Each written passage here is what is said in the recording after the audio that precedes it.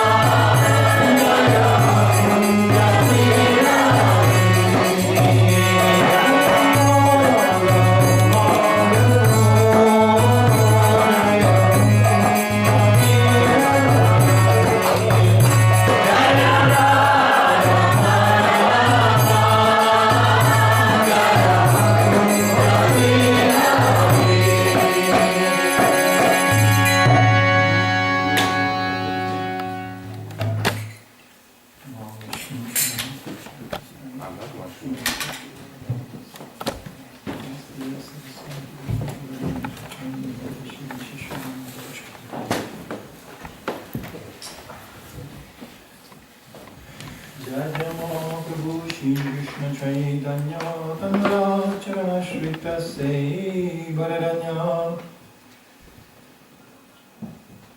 So, anytime we are celebrating the appearance of Krishna in his various forms and incarnations, there is a reason for Krishna's appearance. Krishna consciousness means science. It's a scientific exploration of God's nature and his features. And the first thing to understand is that God is not acting whimsically. In the Bhagavad Gita, Krishna says, if I would stop working and maintaining, in other words, being responsible, this whole creation will immediately fall together. There will be no possible even, it will be not possible to sustain it. So time to time Krishna appears in his very same creation for a certain purpose. There's always a purpose for this. Basically there are three purposes: to annihilate those who oppose his nature and misguide others, to please his devotees, and to establish the principles of religion. Forget it. Just forget it. Don't even think about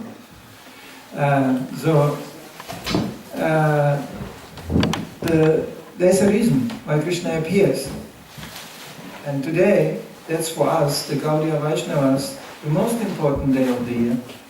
Because here we celebrate appearance of Krishna himself in a form which is so unusual that it is not even announced very widely and broadly in the scriptures. It is mentioned, but more in a hidden form. Why? Because that's the way Krishna wants to appear, in a hidden form. It's an open secret, we could call it. Krishna appears in this form as Lord Chaitanya Mahaprabhu to show us practically how to serve him. So I will read now a few shlokas where Krishna himself, as Lord Chaitanya Mahaprabhu, explains this. This is wonderfully recorded in Chaitanya Charitamrita, which I could highly recommend anybody. We have some?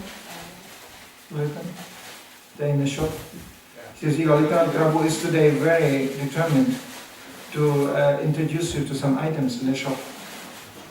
So, and one of the most important items is Chaitanya Charitamrita, which is a book Srila Prabhupada gave us, which is the summary, I could say the cream of all scriptures, leading us to the point of serving the Supreme Personality of Godhead. So this is actually the essential point, to come to active service to God. For this we have to know who God is. And we have to know how He appeared. Now, the best thing is to follow somebody who is already doing that. And you can see, that's how it works. That's what we did when we met Srila Prabhupada. Nobody knew anything. But he showed us in broad daylight, that's how you serve Krishna. Now and here. Regardless the circumstances, regardless where you come from, regardless who you are, what your social position is, anybody can serve God. So, similarly, Krishna appears for the same purpose. And the pure devotee appears for exactly the same purpose, to teach us how we can come in touch with Him and how we can serve Him.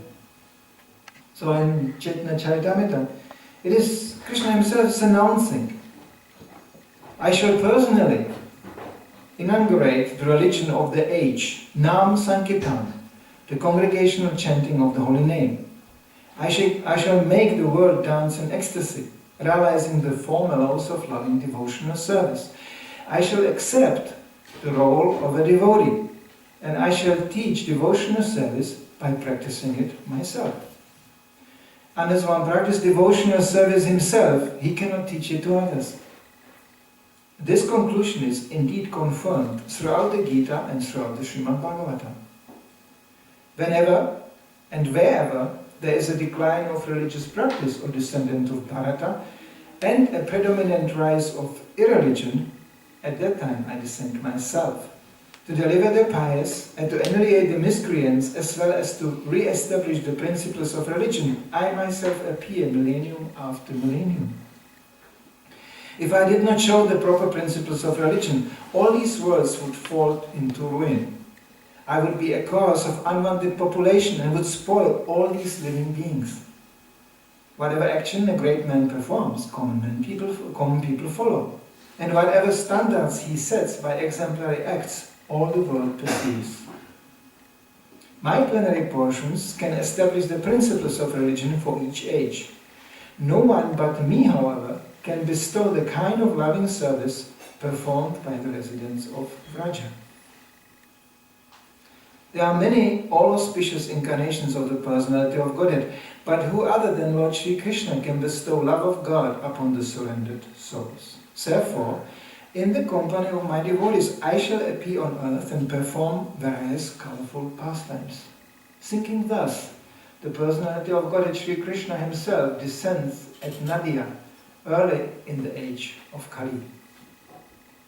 Thus, the lion-like Lord Chaitanya has appeared in Navadvip. He has the shoulders of a lion, the powers of a lion, and the loud voice of a lion. May that lion be seated in the core of the heart of every living being. Thus, with his resounding roar, he may drive away one's elephant-like vices. In his early pastimes, he is known as Vishvambara because he floods the world with the nectar of devotion and thus saves the living beings. So this is not only describing the reason why Lord Chaitanya appears, but also his features, how he looks like. Lord Chaitanya was very tall. He did exist. But it's a great mystery, even for worldly professors and Indologists and Sanskrit professors, to understand the appearance of Lord Chaitanya. They know he did exist. Almost 500 years ago, he did appear. He was there. But who was it? He appeared like a learned Bengali scholar. Then he emerged as a dancing renunciate. Normally you don't see monks dancing. In our Christian tradition, for sure not. We are taught from the Christian tradition, monk is somebody who is living very alone in a place which is quite dark. He doesn't have any fun whatsoever. You can look at illustrations, we don't want to, get controversial, but go to a church today, in any church, and taste the nectar of bliss. It's not really that blissful, isn't it? You come there, it's dark, empty, quiet. And the monks, they are also dark, empty, and quiet.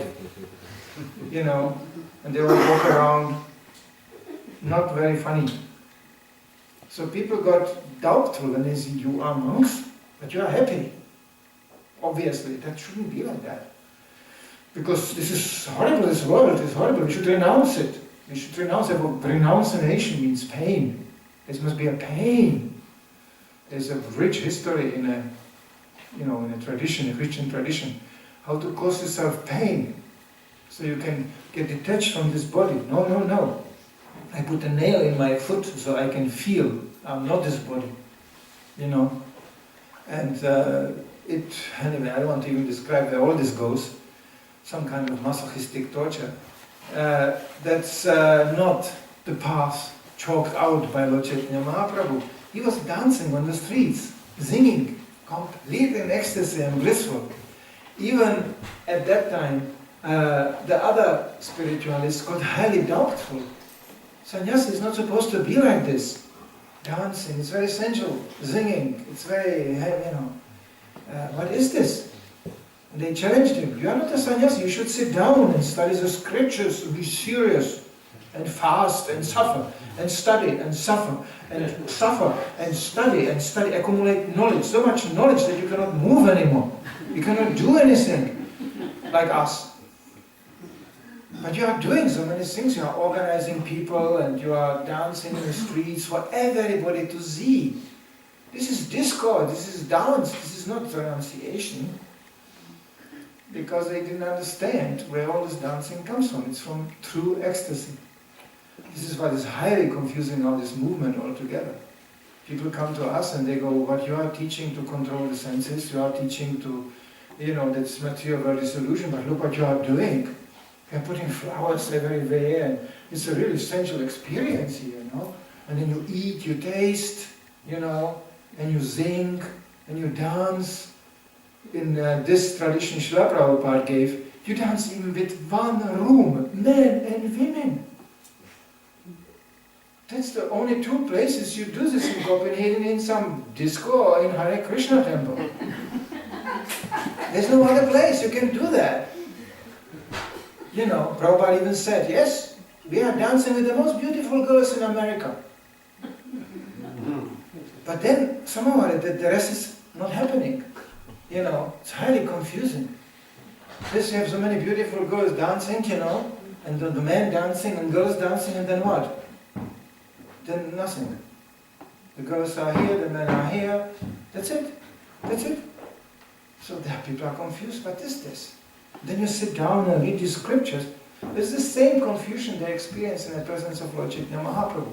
Of course, he was very strict about dancing ladies. We have to mention that. But Srila Prabhupada brought it even further. He actually spread the mercy of Lord Chaitanya to everybody. Sometimes Lord Chaitanya is depicted as somebody who is not in favor of the female devotees. It's not true. He was just very exemplary as a sannyasi. As a sannyasi. That's a specific order. But he had amongst his followers many grihastas, family men, working men, government men, rich people, poor people, famous people, not famous people, anybody. And he was relating to them equally. He was relating to very high position government members. Of course he was hesitant to visit the king. There was a certain, but nevertheless, he was also his devotee, became also his devotee. So Lord Chaitanya was not restrictive. Rather, this incarnation of God is coming and giving Krishna consciousness really freely. When you study Krishna's appearance, other incarnations, they all have one in common. Krishna comes and he puts a condition. This is my teachings, this is the philosophy, these are the rules, you can take it or leave it. Yes, that choice you have. But when you don't take it, you go to hell. It's as simple as that. So that's your choice. And of course, this is also not forever, but you will suffer. And that's it. So Krishna says, we follow it from his appearance when he appeared as Govinda. From very early days, his approach was quite simple. You like me, I like you. You don't like me, you try even to harm me, or I will kill you. And Krishna is killing from the very early stage. The first one was Putana, and he goes. The whole Krishna book, you can read about his pastime, one after another dying. People get sometimes shocked. What kind of loving God is this? No, God is loving. Yes. If you have that kind of body, you create so much mischief, you shouldn't have it. But the result is the same. It's like a father who actually sometimes has to restrict and punish the son to protect him from mischief. That's also love. The love has a different phases. So that's also love. It's very hard for people to understand this today because they have this misconception about love. They think this love means to facilitate sensual pleasures. That's it. And if it doesn't facilitate, it's not love. It's hatred. It's not a spiritual concept. It's a material concept. So Lord Chaitanya was truly loving. However, he is the only incarnation of God. He never killed anybody. But he also appears with his weapons, and that's his associates. And his weaponry is preaching. Actually, he did something so amazing. We know, let's face the facts. To kill somebody is relatively a simple affair. You just take a gun and that's it.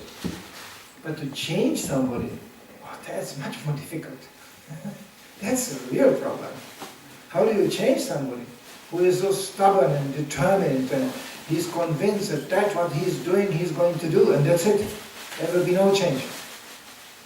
And then Lord Chaitanya demonstrated in his presence how even the most stubborn and foolish ones obstinate ones, experience a total change of heart.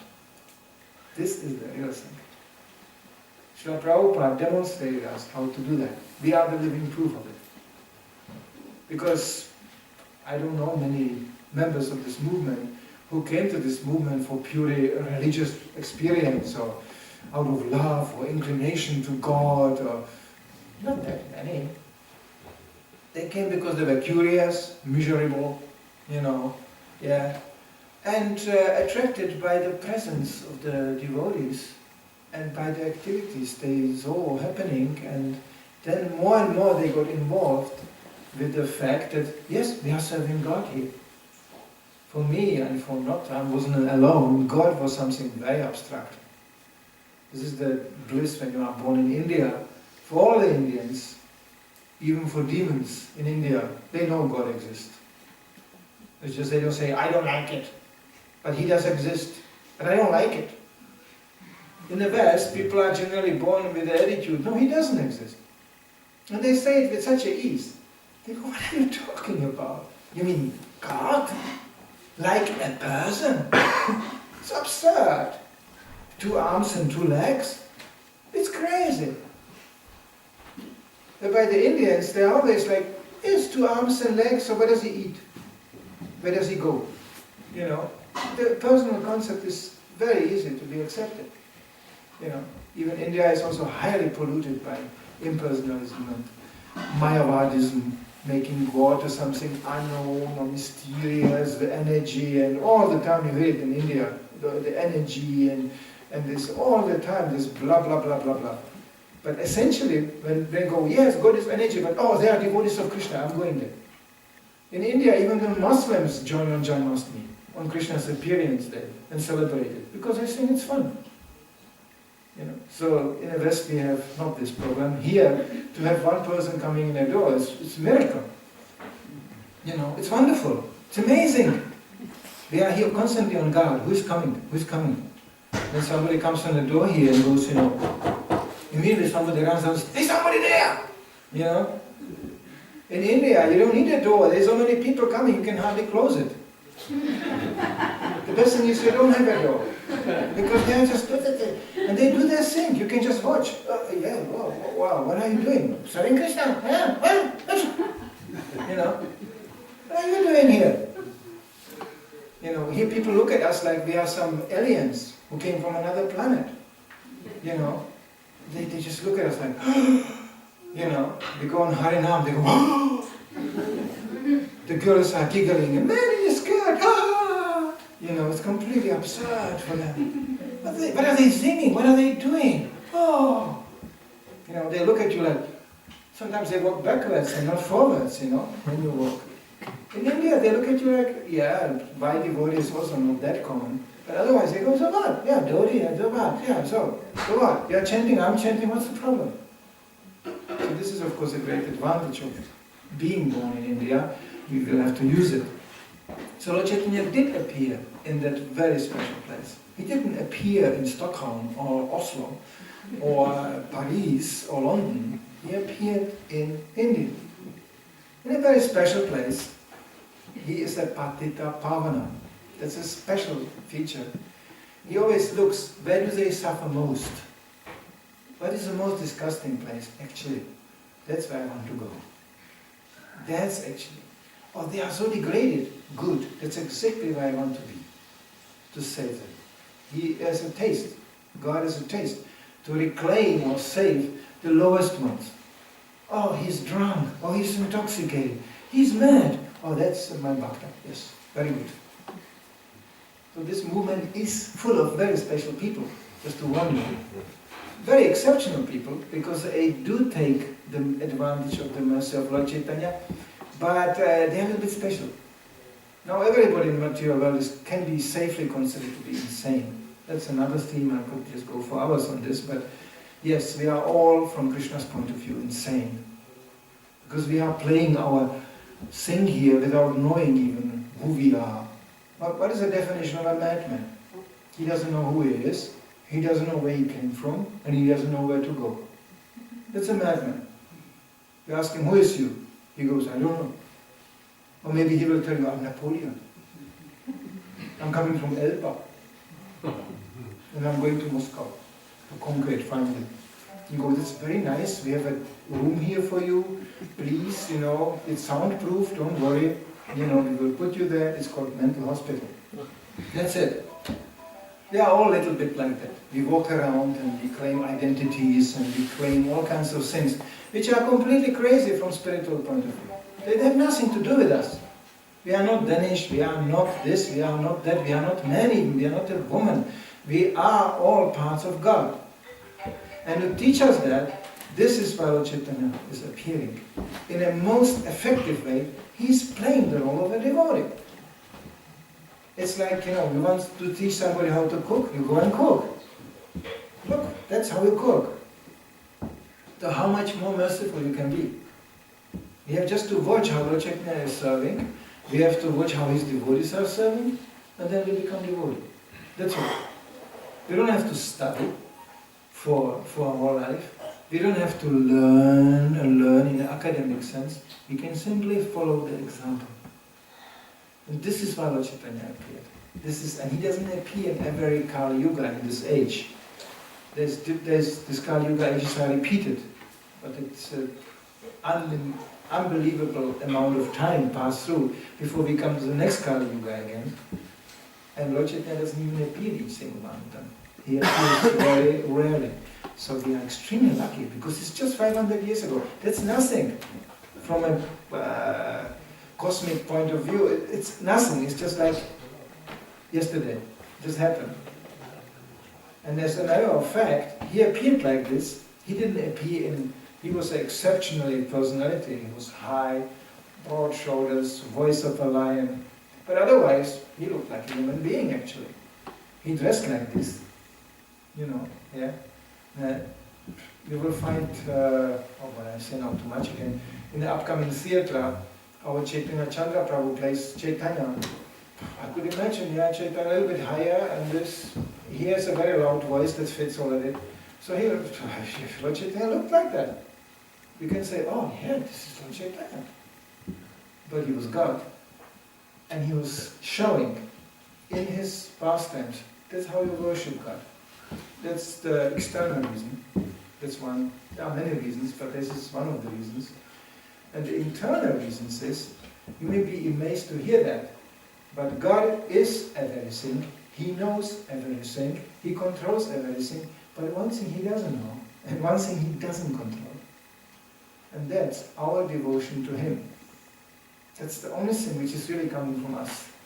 The rest, all the ingredients we need, the fact that we are using this body and breathing, this is all God's mercy. If God would say today, you know what, I have enough of this oxygen production here, I will turn this off.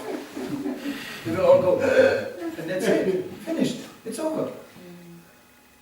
God will say, you know what, I'm always making sure that your fire of digestion works. We turn it off now. No digestion. Oh.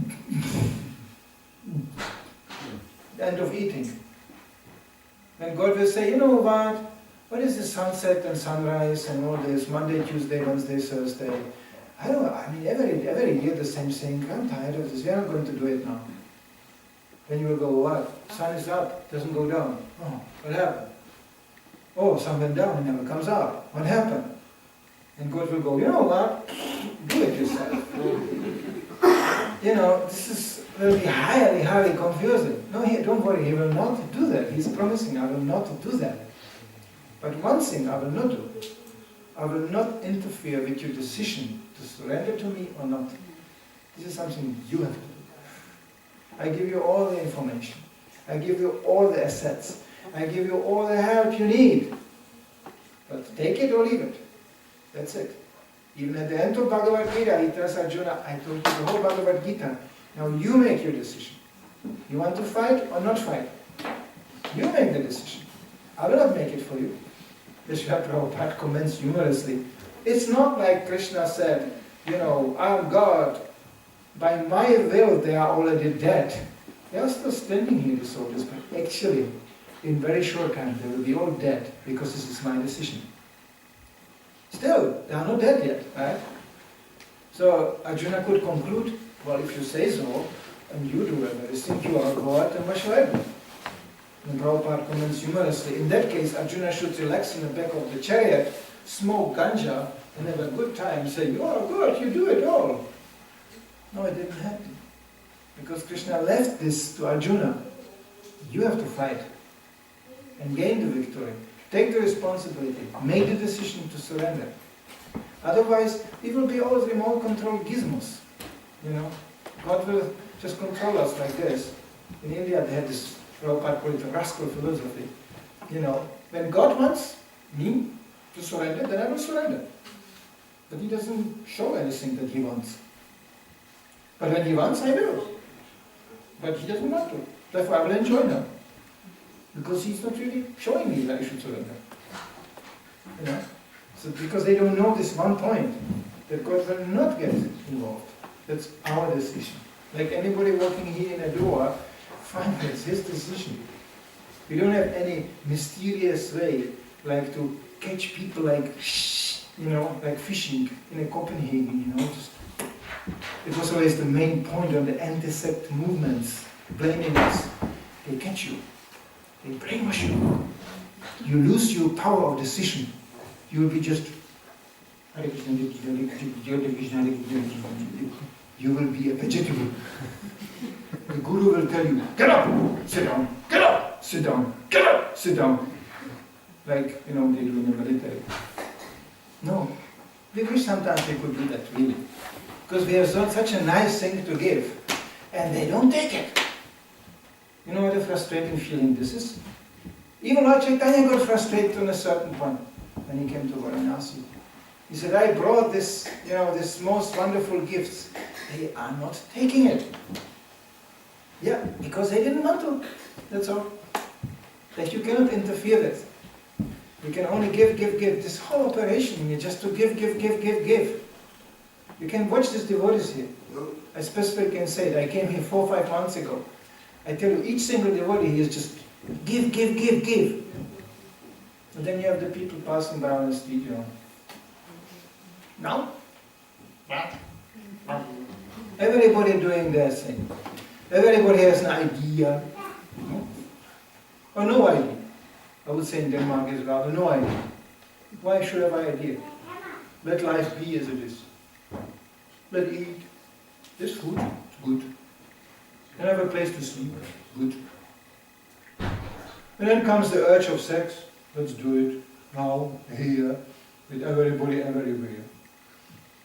You even have big billboards, in Copenhagen. It's called dating. Tonight. And tomorrow, who cares? Who cares? Even animals don't live like this. This is the low level of an animal, because animals do these things, sometimes inspired, sometimes not. Generally, animals are just very regulated, being controlled by instinct. People today don't have even instinct. They're just living like... The nature says, go here, okay. Do this, okay. And now you will die. No, I don't want to die. You will. Bang. It's like how much more passive you can get? And people say, no, I'm not passive. I'm doing this. I'm planning my company. Sometimes they do. I'm doing this, I'm doing that. Our simple question is, for what reason? What is the outcome? Well, I want to become happy. That's a good idea. That's a good idea. To become happy, it's a good idea. Now the question is, how? How do you become happy? Are you happy? Yes, I'm happy. You don't look happy. I look happy. And just because I am happy, I will drink tonight an extra bottle. Then I will be happy. No, then you will be drunk, you will be foolish, you will be idiotic, you will be gone, you will be sick. That's not a problem. That's not your problem. I am become happy this way. Yeah, okay. Lord Chaitanya says, okay, then do it. But he is not happy. And there is another feature of God which Lord Chaitanya manifests. He does suffer because of our suffering. And he is reaching out. It's the first time God appears in this form where he is proactive. He goes out there and he is addressing people. Like I mentioned before, in other incarnations, he's putting a condition, come to me and surrender. In this incarnation, he goes out and he goes even to the conditioned souls before they surrender. You could say he's imposing himself upon them, inducing them to surrender. This is the mood of this movement. Like Srila Prabhupada told us, nobody of you invited me. I came to America, nobody invited me. I had not one invitation. You didn't plan to become Krishna conscious. You didn't have any big ideas what Krishna consciousness is. But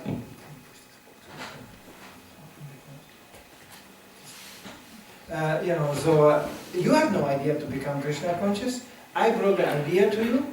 I showed you how to do it, and now you are doing it. That's how we became Krishna conscious. Our only credit is that actually we took it. Yes. And again, to like what degree. So this is all voluntary. We cannot control. There is no mind control. Yes, we can influence people, but so do the others. But ultimately, we cannot control. Even Lord Chaitanya cannot control. But he can inspire. So lucky are those who actually take his mercy, who actually study his appearance, who come here and celebrate his appearance, who actually take part in worshipping him on this auspicious day. This is all very auspicious. They are very lucky to do so. And Srila Prabhupada pointed out that he said on this day in one lecture, he said, and here we are sitting so far away from the place where Lord Chaitanya Mahaprabhu appeared.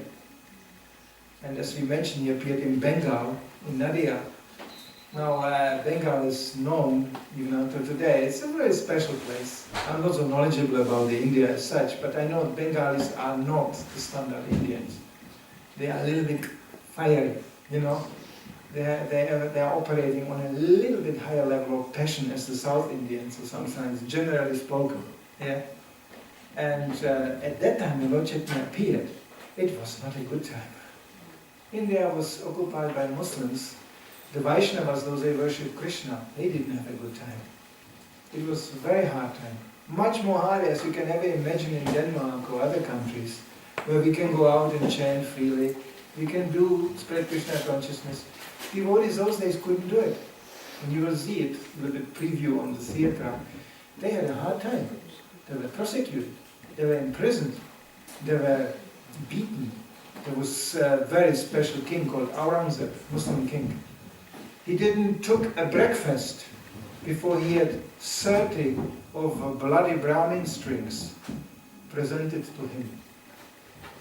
That means every morning they killed at least 30 devotees before the king could take breakfast. This was his mood. And he destroyed all the deities, destroyed temples. Well, can you imagine what a time is it to preach? And in these days, Lord Chaitanya appeared to preach. So, and he practiced the non-cooperation movement, which was later in a political sense copied, in a material sense copied. But he practiced opposition, yes. As Srila Prabhupada was informed that all his disciples in Australia, which started the Hare Krishna movement, are sitting in jail because they are chanting Hare Krishna. Srila Prabhupada was so proud of it. He announced it in all the lectures when he traveled around the world. He said, and now all my disciples are sitting in jail in Australia because they were chanting Hare Krishna. So my order to them is to chant more Hare Krishna. As I remember in Germany on a certain time in the city of Heidelberg, we got a paper from the city management. From now on, all the chanting in the streets is forbidden. We are not allowed to go out. And, it's just a nuisance, as Prabhupada used to call it. It's harassment. We are not allowed to chant. So our ISKCON authority at that point, he wrote a letter back to the mayor of the city. Thank you very much for the inspiration. I would like to inform you that instantly, immediately, we double our time of chanting. We are non-stop in a shopping street. Please come and pick us up. And they did. And we sit in a shopping street. There was the buses coming with police. They loaded us in. They brought us to the police station. They checked the identification cards. Basically, they give us a fine which we never paid. Then they're like, because there's nothing to get. You know, you ask the Hare Krishna, you paid. You say, for what? I have no money. Well, I will put you in prison. Do so. Well, I'll kill you. What can you do? We are going to all die, you know. You will get killed too, just a little bit later. It's horrible to meet somebody like this, you know. You cannot threaten him, you cannot intimidate him. You will become infamous. Yeah, but we are already infamous, so what's the problem? You know, there's nothing you can do with a devotee. So we were like this, and amazingly, there was not even an answer to that letter. There was not even an answer. They tried 2-3 times, they picked us up to make the last point, and nobody came. And we were just keeping on chanting again. Of course, sometimes devotees have to go so far. We also got devotees in Germany. I was there for 15 years. We also got devotees who got legally knowledgeable and found out that all the prosecution of the Hare Krishna movement is completely illegal.